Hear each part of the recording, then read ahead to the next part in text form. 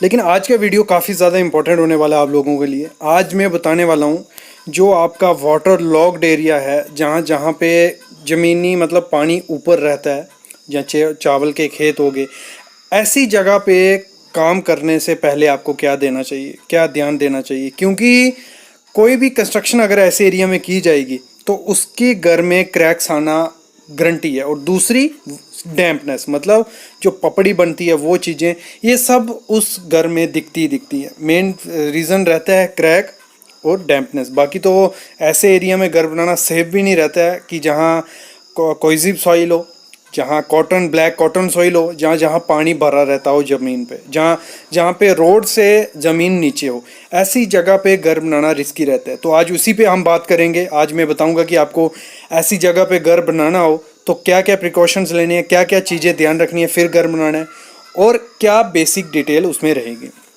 तो सबसे पहले स्टार्ट करते हैं हम। ऐसे जगह पे अगर आपको घर बनाओ, दो चीज़ें देखने को मिलती हैं, एक क्रैक्स और दूसरी डैम्पनेस। पहले हम क्रैक से निपट लेते हैं, फिर मैं डैम्पनेस से बताऊंगा। क्रैक से निपटने के लिए आपको क्या करना है, कभी भी ऐसी जगह पे घर बनाओ अगर आप, तो आपको जो ग्राउंड लेवल होगा, ठीक है, सुनते हैं ना ध्यान से क्या बोलूँ मैं, जो ग्राउंड लेवल होगा उससे 5 से 6 फुट नीचे जाना है फुटिंग के लिए।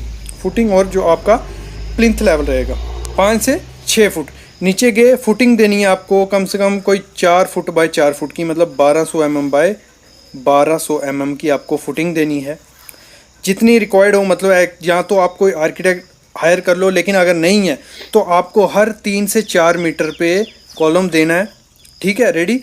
जो जिसकी फुटिंग का साइज़ रहेगा 1200 बाय 1200 mm या 4 फुट बाय 4 फुट, ये कर दिया, फुटिंग हो गई। वहाँ से आपको प्लिंथ स्टार्ट करना है। लेकिन प्लिंथ वो आप कोई दिक्कत नहीं अगर आप स्टील ऊपर आके प्रोवाइड करना चाहते हो, लेकिन उस लेवल से प्लिंथ आप फिलिंग करना स्टार्ट कर दो। प्लिंथ का अगर आपको साइज़ ठीक है तो 1.5 फीट आप स्टार्ट कर दो नीचे से, 1.5 फीट। बाकी उसकी हाइट ले जाओ कहाँ तक, ग्राउंड लेवल तक। कॉलम तो हम नीचे से लेके आ रही हैं, कितने 5 से 6 फुट से नीचे से कॉलम हम लेके आ रहे हैं। ग्राउंड लेवल पहुंच के वहाँ हमारा प्लिंथ आ गया, जिसमें हमने सिर्फ कंक्रीट की है, कोई इसमें स्टील नहीं डाला है। ये बन गई हमारा बेस फाउंडेशन बन गई। उसके बाद जैसे आप ऊपर लेवल पे पहुंचो ग्राउंड लेवल पे, वहाँ आप प्लिंथ बीम प्रोवाइड करो अच्छे से, उसमें स्टील रॉड प्रोवाइड करो कम से कम 16 mm के 3 नग ऊपर 3 नग नीचे। क्योंकि यही मेन चीज़ इस घर की क्या होगी, वो फाउंडेशन जो हमने 1200 mm by 1200 mm 4 foot by 4 foot की दी है।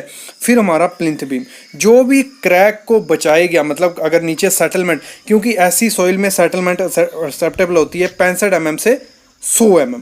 तो इतनी सेटलमेंट इस जगह पे देखी जाती है, इतना मिट्टी बैठती, इतनी फाउंडेशन बैठती है ऐसी जगह पे, तो इतनी बैठेगी। तो उसको काउंटर कौन करेगा, वो करेगा हमारा प्लिंथ बीम और हमारी फाउंडेशन।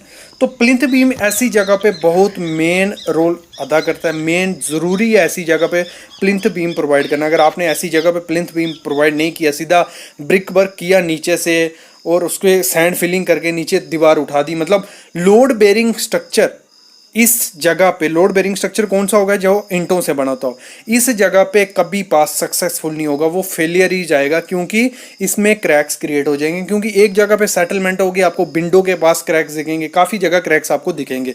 तो ऐसी जगह पे आपको फुटिंग देनी है प्लिंथ बीम के साथ। क्लियर। तो ये हो गया जब हमने प्लिंथ बीम दे दिया।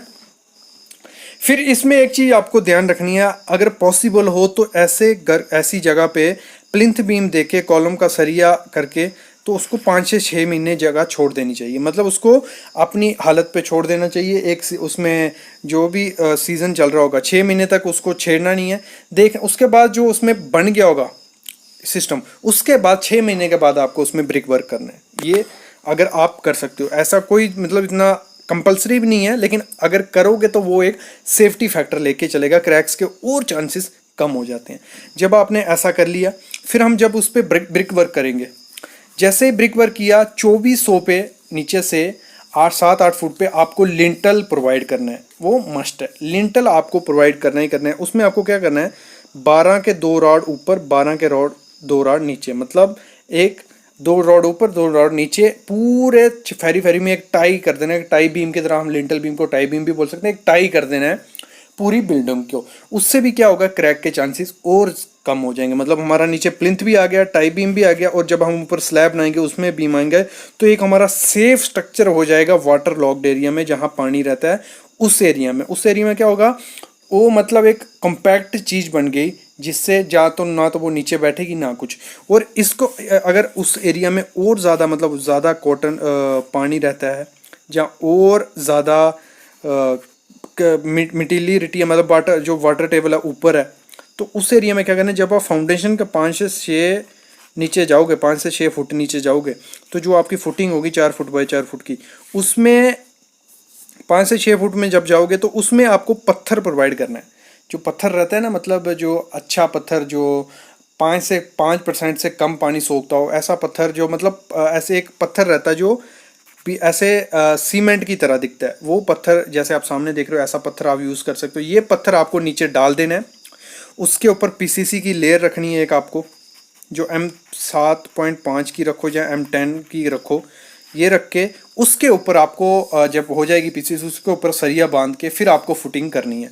और पॉसिबल हो इसमें फ्लैट फुटिंग करो, मतलब जो हमारी फ्लैट फुटिंग रहेगी, जिसकी आप जो डेप्थ रखोगे वो आप कम से कम 200 mm आपको रखनी है। ठीक है, उसके बाद हमारा जो प्रोसीजर मैंने जैसे पहले बताया वो फॉलो करना है, तो आपकी फाउंडेशन सेफ रहेगी, उसमें कोई भी सेटलमेंट के चांसेस कम होंगे। जैसे आप सामने देख रहे हो, ये ऐसा ही एक वाटर लॉक्ड एरिया था जहाँ पानी रहता था, इसमें हमने यही प्रोसीजर कराया। नीचे पत्थर का हमने पहले स्टार्टअप बनाया, उसके ऊपर फाउंडेशन की, उसके ऊपर जो हमारा प्लिंथ बीम आया ऊपर तक, उसके ऊपर हमने जो स्टील वाला आरसीसी वाला प्लिंथ बीम दिया, उस पे हमारा कंप्लीट हो गया। इसके बाद हमारे यहाँ जब हम इस लेवल पे आ गए, जैसे मैंने कहा ग्राउंड लेवल पे पहुंचने के बाद हमें आरसीसी का प्लिंथ बीम देना है। उसके बाद हमारा कम से कम ग्राउंड लेवल से ऊपर 4 फुट और उठना है, ग्राउंड लेवल से 4 फुट।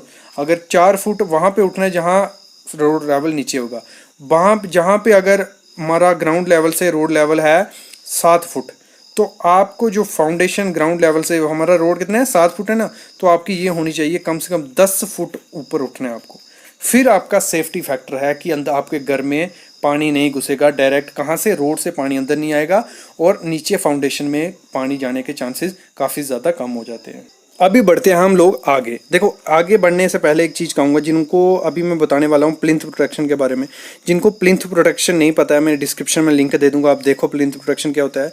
इसमें ऐसी जगह पे प्लिंथ प्रोटेक्शन मस्ट प्रोवाइड करना है आपको, मतलब प्लिंथ प्रोटेक्शन के बिना ऐसी जगह पे कोई सेफ्टी फैक्टर नहीं है। क्योंकि प्लिंथ प्रोटेक्शन क्या करेगा, जो भी आपकी फाउंडेशन या प्लिंथ बीम होगा, नीचे जो हमने कच्चा प्लिंथ बीम डाला है, जो कंक्रीट किया है, मास कंक्रीट सिर्फ, उसमें पानी जाने से रोकेगा, आपकी फुटिंग में पानी जाने से रोकेगा, तो नीचे सेटलमेंट के चांसेस काफ़ी ज़्यादा कम हो जाते हैं। तो आपको प्लिंथ प्रोटेक्शन भी इसमें प्रोवाइड करना है। ये हो गया हमारा क्रैक का इलाज, और सेफ्टी होगी हमारी फुल। अभी बढ़ते हैं डैम्पनेस की जगह तरफ, जहाँ पपड़ी होती है, जिस वजह से ऐसे एरिया में पपड़ी, जो आपकी दीवारों का प्लास्टर निकलने लग पड़ता है, क्रैक पड़ने लगते हैं छोटे छोटे पपड़ी की तरह। तो उससे निजात पाने के लिए आपको क्या करना है, जैसे ही आपका आरसीसी वाला प्लिंथ प्रोटेक्शन हो जाता है, अगर आपको हाइट ऊपर करनी है तो ब्रिक के रद्दे हम लगाते हमने देखा होगा कई जगह क्या किया होता है, ब्रिक ऊपर तक ब्रिक की होती है, फिर प्लिंथ बीम किया जाता है। तो यही फंडा है, क्यों किया जाता है, हाइट बढ़ाने के लिए, कि आपका रोड का लेवल ऊपर है, जहाँ आपको नीचे से थोड़ा हाइट पे घर रखना है, तो वही करना है। जैसे आपने प्लिंथ प्रोवाइड किया, उसके ऊपर आपको सिर्फ ब्रिक वर्क, जहाँ तक जिस लेवल तक आपका ब्रिक वर्क स्टार्ट होने वाला, जिस लेवल के बाद, तो वहाँ पे आपको डीपीसी प्रोवाइड करनी है, डैम प्रूफ कोर्स। जिसको नहीं पता है डैम प्रूफ कोर्स क्या है, मैं डिस्क्रिप्शन में लिंक दे दूंगा, आप जाके देखो। आपको वहाँ डीपीसी जरूर मस्ट प्रोवाइड करनी है। डीपीसी के बिना कोई भी घर उसका 50% हो जाता है उसकी शक्ति, क्योंकि डीपीसी बहुत ज़्यादा इंपॉर्टेंट चीज़ है। जो डैम्पनेस है वो घर को ख़त्म कर देती है। आपके घर की मतलब काफ़ी स्मेल हो जाएगी, काफ़ी उससे बीमारियां हो सकती हैं, तो ये काफ़ी चीज़ें होती है डैम्पनेस से। तो वही चीज़ को ख़त्म करना है, हमको डीपीसी प्रोवाइड करनी है। जहाँ तक हमारा लेवल उठाना है, उसके बाद ब्रिक वर्क स्टार्ट होने वाला है, वहाँ आपको डीपीसी कैसे प्रोवाइड करनी है। 3-4 किस्म की डीपीसी आती है, वो मैं डिस्क्रिप्शन में लिंक दे दूँगा, आप देख भी सकते हो वीडियो। बाकी आपको 2 इंच का कंक्रीट का माल बनाना है, अच्छा M20 का या M15 का, जो भी आपको प्रेफरेबल हो। M15 जाओ, कोई दिक्कत नहीं है, इसमें स्ट्रेंथ की कोई ज़रूरत नहीं है, बस एक इम्परमेबल मेम्ब्रेन बनानी है कि पानी नीचे से ऊपर सोख के ना जाए। तो जो 2 इंच का आप कंक्रीट बनाओगे, उसमें आपको वाटर डॉक्टर फिक्सिट का केमिकल आता है, या फोसरॉक का, जो भी कंपनी वहाँ अवेलेबल है, उसका केमिकल मिक्स करके एक अच्छी सी लेयर आपको बनानी है। प्रॉपर वे से उसको वाइब्रेट कर लेना है कि उसमें से नीचे से पानी ऊपर नहीं निकलना चाहिए। और पॉसिबल हो जहाँ जहाँ ईंट आपकी मिट्टी के साथ टच होगी वो वाली, वहाँ आप प्लास्टर कर लो पहले, या कोई भी जो प्लास्टिक की शीट्स आती हैं वो प्रोवाइड कर लो। फिर उसके बाद मतलब जो ईंटें आपकी स्टार्ट होंगी जहाँ से, वहाँ पानी नहीं लगना चाहिए। मतलब नीचे की 4-5 ईंटें जो मिट्टी के साथ टच हो रही हैं, जहाँ प्लिंथ बीम है, वहाँ बिल्कुल आपको ऐसा मटेरियल बना देना है कि नीचे से पानी ऊपर जाए ही नहीं। तो यही बेसिक रहता है फंडा, कि एक तो आपको क्रैक से बचने के लिए बताया मैंने, दूसरा डैम्पनेस से बचने के लिए।